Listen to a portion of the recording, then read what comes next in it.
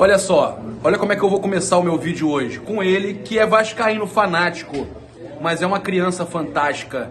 É uma criança que merece muito respeito e que esse é raiz, tem personalidade. Torce pro Vasco, fanático, mas respeita os torcedores dos outros clubes, né, Gui? Sim. Manda um recado pra galera rubro-negra aqui do canal. Vascão. Aí, ó, tá vendo, ó? É isso aí. Ô, Gui, um prazer te conhecer. Eu sou teu fã. Você é uma criança maravilhosa. Muito obrigada. Fala, galera, saudações rubro-negras. Isso aqui é Flamengo.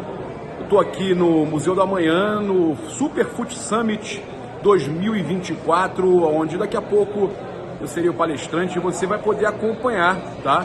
Você vai poder acompanhar lá também no site, né? No Super Foot Summit 2024, tem lá o link direto aí para você acompanhar. Eu tô chegando aqui, né, para também ficar por dentro de tudo, acompanhar tudo. E eu vou trazer para vocês aqui melhores momentos da participação do Diego Ribas e do Zico. O Zico antes, depois do Diego Ribas, com certeza vão falar de Flamengo, né? Sei que tá na pauta do Diego falar sobre questão de ídolo, né? Que também erra, que também tem que ser cobrado. Sei que também tem a questão do Zico falando sobre tudo isso, contando, né, os momentos mais importantes da carreira dele. Momentos diferentes que ele viveu e também, né, falando sobre situações da atualidade. Então você vai acompanhar tudo aqui agora porque é imperdível, né, o que você vai ver aqui com relação a Diego Ribas e Zico, né, dois camisas 10 do Flamengo, os dois utilizaram a camisa 10 do Flamengo. E eu tô chegando aqui, tem um outro que não utilizou aqui, ó. Tô chegando aqui, eu já tô vendo um cara que não usou a camisa 10, mas que esse aqui sabia muito bem o que era ser ídolo. Sabe muito bem o que é ser ídolo, o Atirson. Obrigado. E o Atirson já viveu uma situação que hoje o Gabigol está vivendo. Você como um cara que ídolo também da nação e que já passou por isso, o que você pode falar de recado ao Gabigol? O que você refletiu quando você viu essa notícia? O que passou pela sua cabeça? Você também ficou triste? Ficou, pô, caramba, com ele também? Conta aí, faz uma rapidinha com a gente aqui, o Atirson, aquela que não é combinada, você não sabia, já cheguei falando. Não, de verdade não estava combinado mesmo não. E, na verdade a gente fica muito preocupado, né, com tudo que acontece quando a gente vê uma situação como essa, entender mais sobre o processo que aconteceu. É lógico que alguns aspectos que foi envolvido, como que foi envolvido, né, porque a gente olhando pelos dois lados, a gente tem que buscar entender o processo da forma que foi feito. E aí, como a gente está de fora, fica muito difícil da gente mencionar ou colocar uma situação bem da nossa opinião do que a gente não participou. Mas como é que fica a cabeça do jogador, do atleta, quando ele recebe uma punição dessa? Olhando o lado emocional, com certeza ele está muito decepcionado, muito triste. Ele estava lá, mesmo sabendo que ele não fez, né, o problema do doping, foi acho que outros problemas ali que acabou fazendo com que ele tivesse a punição. Mas é que ele tente, né, agora se fortalecer com esse lado que aconteceu do lado negativo, para ele pelo menos agora se acalmar, baixa a bola, ver o que aconteceu, conversa com as pessoas mais importantes, porque é um cara muito inteligente, é um cara que tem uma percepção, ele consegue ver para frente. Então, assim, tá no olho do furacão, só se fala nisso também. É um cara, assim, um dos maiores ídolos do Flamengo, né? Da última geração aí se tornou o cara mais importante. Então, sem dúvida nenhuma, nesse momento agora, é ele entender todo o processo e ver realmente o melhor caminho para tentar sair dessa situação que ele se encontrou hoje, porque realmente é muito delicado. Me lembra aí, no teu caso, você também foi julgado, como é que aconteceu mesmo? O meu caso foi uma substância, né, que foi pega, ortomolecular, não foi? Ortomolecular, dentro de um pote que foi utilizado ali. E aí, a partir daquele momento, eu utilizei a substância sem saber. E quando fui pego no antidoping, acabou ficando 30 dias de suspensão automática, né? Mas depois você conseguiu... Até ser julgado e comprovar o fato que aconteceu. E aí foi comprovado que tinha uma substância que foi do laboratório. Então você está me falando que no recurso você conseguiu também resolver. Foi no recurso que a gente conseguiu comprovar exatamente. Teve a contraprova foi. Você teve foi efeito aprovado. suspensivo também? Tive, 30 Olha dias. aí, ele teve Mas efeito 30 suspensivo. dias, era diferente. Olha o Júlio Miguel Neto aí também. Era Olha, o diferente. Atisson teve uma espécie de efeito suspensivo também, Júlio, concedido. Pô, os caras andam todo elegante, meu. É, diferente. Mas então é isso, então é manter a confiança. É manter a confiança, ver a parte jurídica do Flamengo ela é muito boa para todos os Bicharamento também, né? Então, assim, é entender agora só o melhor caminho para... então, mas é diferente do que aconteceu, assim, olhando pelo caso do Doc, São situações diferentes. situações que da forma, o recurso para comprovar, foi comprovado, né, o que foi feito, e aí sim eu conseguia ser absolvido de 11, foram 9 votos a favor, né, então assim, agora ele entendeu o caminho, né, como vai ser feito, para também fazer com que tenha uma parte da Secretaria de DOP que ela é muito rígida e ela está certíssima de fazer o que elas fazem, porque a gente sabe que é um processo muito delicado dentro do esporte que nós temos que dar o exemplo. Na verdade, a gente sabe que a gente é uma figura importante para a sociedade, né? Não só como atleta, a gente representa muita coisa para a sociedade. As pessoas se inspiram muito. Eu fico muito feliz quando o Felipe Estava falando Luiz... com o Mário ali agora, o Mário Tranquilo falou isso. É importante até o jogador dar exemplo. Os caras chegou lá para fazer o exame, faz o exame. Isso aí é como aconteceu na Alemanha. Cheguei na Alemanha, tinha os exames esporádicos. Você chegou lá e lá era somente alguns jogadores escolhidos do clube. E eu não sabia. Cheguei lá, um dia tá teu nome lá, você vai fazer o exame agora. Não é depois do treino, não é? É agora, tem que fazer, o clube vai, faz todo o processo. Agora, tem que entender se esse caso do Gabi, assim, falando de fora é muito complicado. Estou falando do que a gente lê. Do que a gente lê. A gente leu que ele tinha que fazer o exame, ele foi fazer depois Aí tem que saber se foi o médico, orientação do médico para fazer depois do treino, não foi? Foi. Então, assim, isso, o médico também tem que ser, agora dar a sua opinião. Ele tem que ser um cara também a favor do Gabigol, não só ele ficar de frente batendo. Se teve essa informação que você está falando, eu estou falando que eu li, tá? Eu também li tudo isso, só estou falando o que a gente leu. Em relação a isso, se teve essa comunicação do médico, não, ele vai fazer depois, e aí tem a parte aí não foi, não se negou tanto. Exatamente, aí não é ele que se negou, foi a orientação do médico. Então assim, o médico também tem que chegar a fazer. Ou seja, gente, então, é um outro tipo de recurso diferente do dele, sim. Mas eu quis dizer o seguinte, eu quis trazer o otimismo pro Gabigol aqui, e sim, não, mas tem que continuar, é possível que seja absolvido. Até porque ele não foi pego no doping. Ele não foi pego no doping, é uma outra atitude, foi a atitude dele não fazer o exame naquele momento. E aí foi orientado pelo clube, se foi orientado pelo clube, o clube também tem que ser responsável por isso.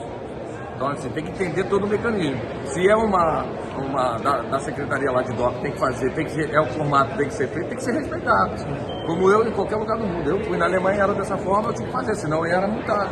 Então, é só entender que eu acho que ele vai conseguir, sim, diminuir a pena ou fazer com que realmente resolva. Aí a gente torce para que isso tudo a gente ache o melhor caminho. Né? E que ele possa jogar a Copa América, porque o Pedro deve ser convocado. Aí eu não sei. Aí, não, a Copa América jogar no Flamengo, que eu digo.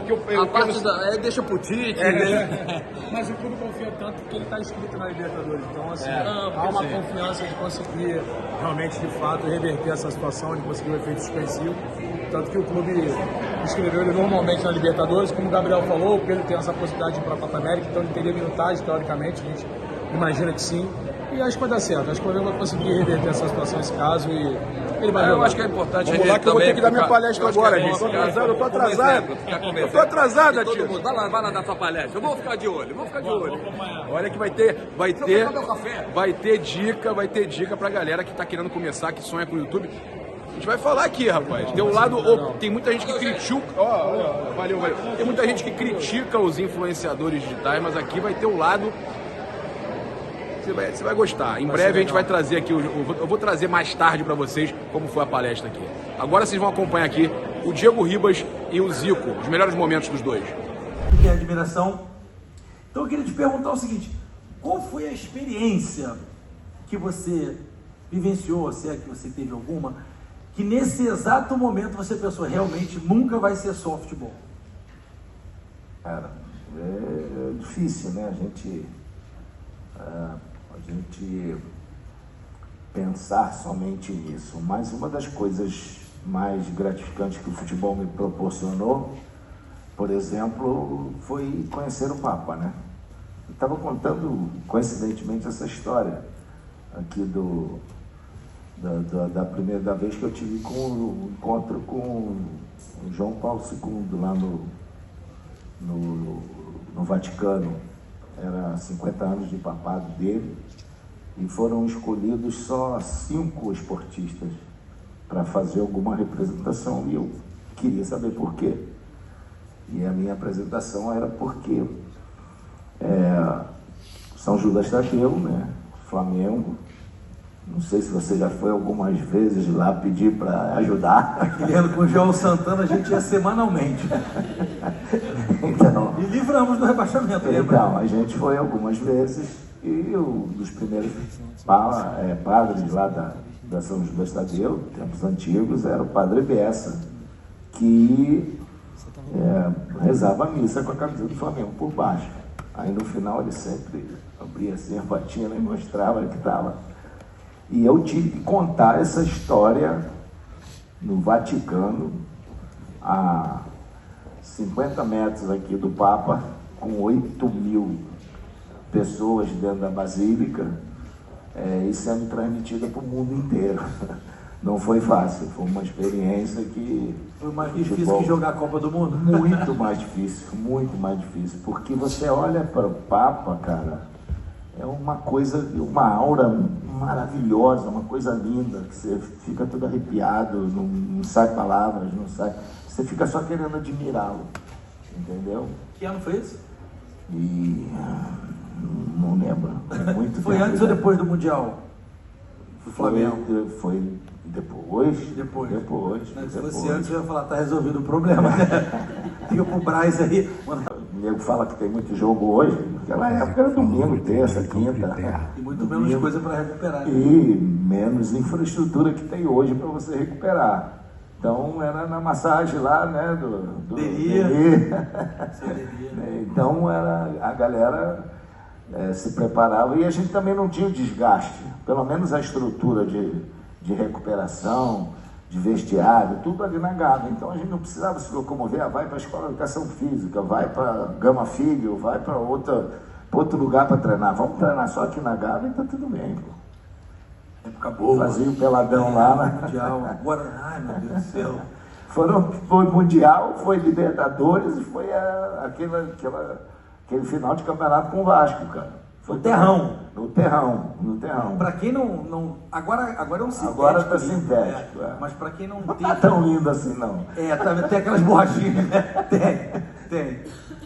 Para quem nunca foi a Gávea, não teve oportunidade, esse campo era terra mesmo, tipo barro batido. Barro batido. E, enfim, o Flamengo... E atrás do gol era o negócio do ginásio ali, a gente chutava, a bola ia e voltava. Paredão, né? Paredão. Ô Zico, mas aqui, posso te admirar? Verdade. É uma das coisas gratificantes, né, que a gente leva da carreira. Primeiro, agradecer meus pais pela educação que me deram, pelos professores que eu tive, tenho grandes recordações até hoje. E também ter na família irmãos que vivenciaram diversos momentos bons, momentos difíceis, momentos de superação. E eu, como caçula, tinha tudo para ser muito mimado, paparicado por todos, me protegiam de tudo que era maneira. Mas eu criei a minha personalidade, a minha forma de ser, de forma como eu encarava as coisas que pudessem vir pela frente. Sempre fui um garoto muito determinado, muito disposto a fazer o melhor daquilo que eu me propunha a fazer. E lógico que o que eu aprendi em termos de respeito aos adversários, muito grande. Eu não me preocupava se a torcida de outro time estivesse me apupando ou fazendo alguma música, nada, eu não me preocupava com isso. E quando eu fazia o gol, que era o momento principal, a torcida adversária estava para lá, eu virava para cá e ia comemorar com a minha e pronto. tem um estúdio do Mundo GV e ele falou o seguinte: o Hendrick, se tudo correr bem, né? Porque ele até bateu na madeira falando de lesão, tem tudo para ser um dos grandes nomes da história do Brasil. Você concorda? Concordo. Eu vi esse menino 2 anos atrás, com 15 anos, ele jogou lá, botamos para jogar o jogo das estrelas.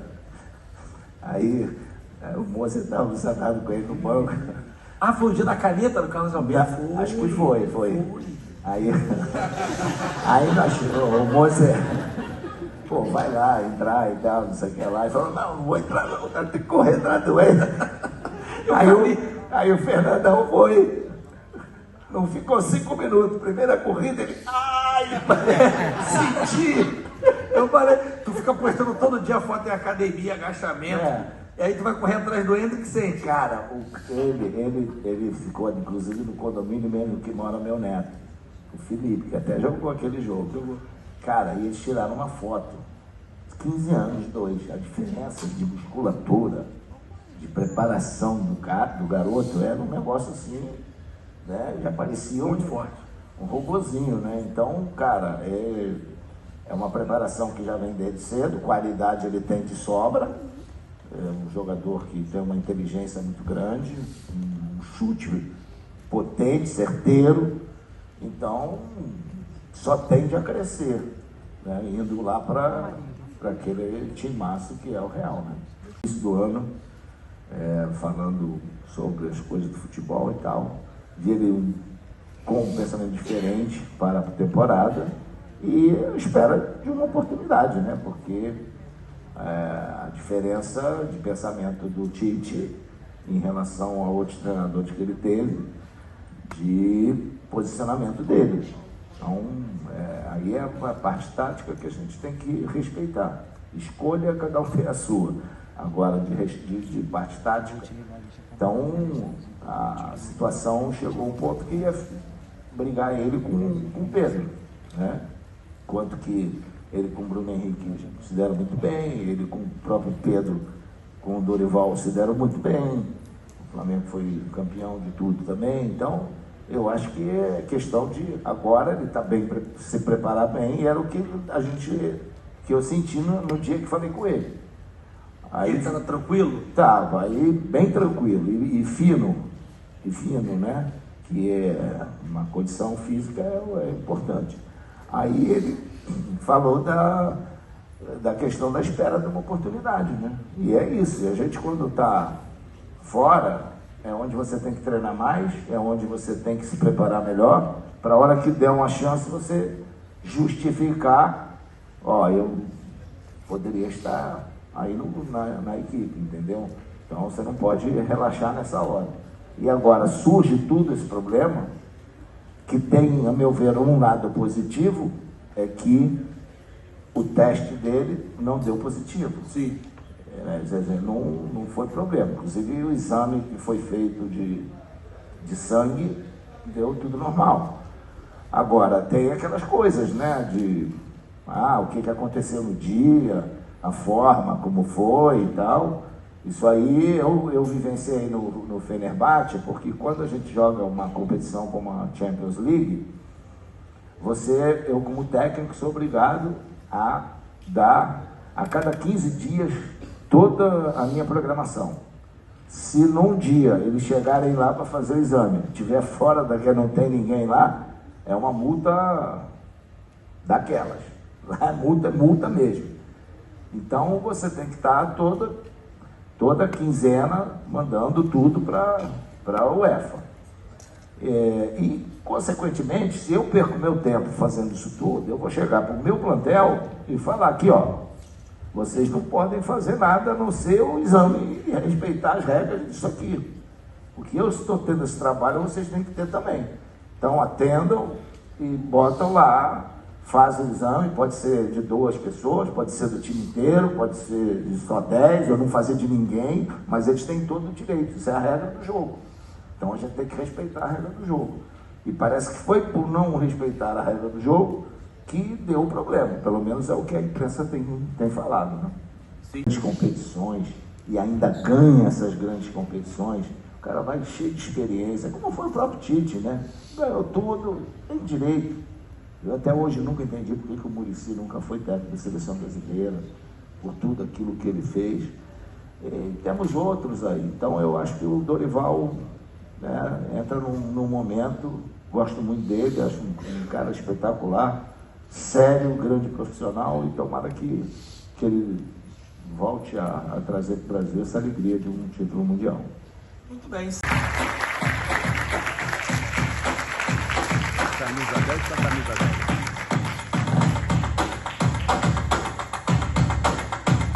Ó, o Diego é craque da comunicação, então eu vou deixá-lo à vontade aqui no palco para bater um papinho com vocês, falar um pouquinho sobre momentos decisivos. Prazer. Boa tarde, pessoal. Boa tarde. Tudo bem? Flamenguistas estão aí, que responsa, né? Acabou de sair nosso ídolo. Eu vi vocês aplaudindo ele de pé e eu falei para ele há pouco tempo, né, que ele poderia ser e deveria ser homenageado todos os dias. Esse cara é um ser humano impressionante. Desde quando eu cheguei no Flamengo já o admirava, mas depois que eu vi a simplicidade, né, eu acredito que nosso país precisa de ídolos que agem como o Zico, pela história que tem, mas principalmente pela essa parte humana, humilde, de transmitir todo o conhecimento que ele tem. Então eu sou fãzaço e é um prazer estar aqui agora, logo depois dele ter usado a camisa 10 e ele e outros ídolos usaram também, bater esse papo com vocês. Alguém aqui já quis ser jogador de futebol? Fala pra mim. Ninguém quis ser jogador de futebol aqui? Cadê? Já? Qual é o seu nome? Renan. E aí, Renan, não chegou a ser ou... Tem bastante, mas as pernas... Mas porque teve lesão ou porque as pernas não obedeciam? Mas tem aquela trocada. Bom, Renan, parabéns pela tua sinceridade, porque nem sempre a gente ouve isso, né? Normalmente é aquela história, cara, eu tive uma lesão, foi muito difícil, meu joelho não deixou, meu pai e minha mãe não me apoiaram, eu não consegui ser... E aí, Renatão, tudo bem?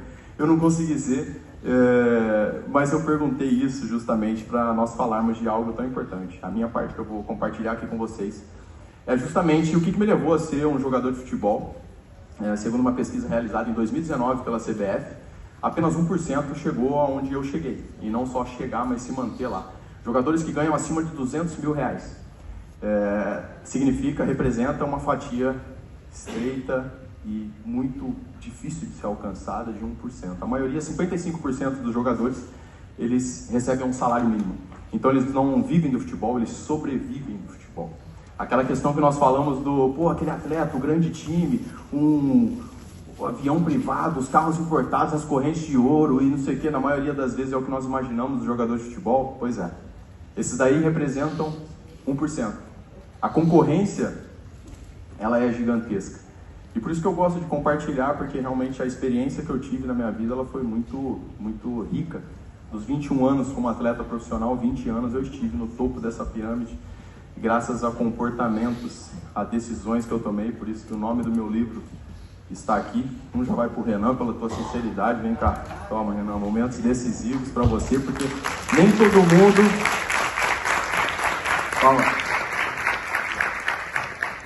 Nem todo mundo fala isso aí. Pô, minhas pernas pareciam que estavam trocadas, não é?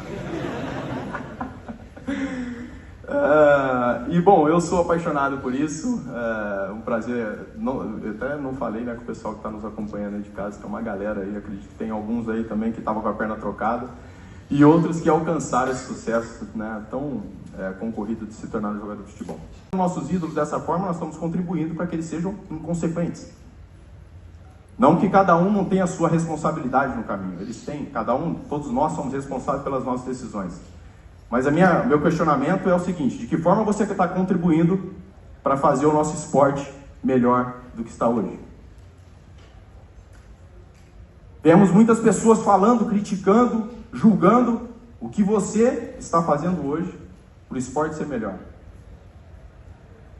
Porque hoje, para fazer o que é certo, é preciso coragem. Ou você vai ficar dependendo de likes, de tapinha nas costas de pessoas para falar o que elas querem ouvir.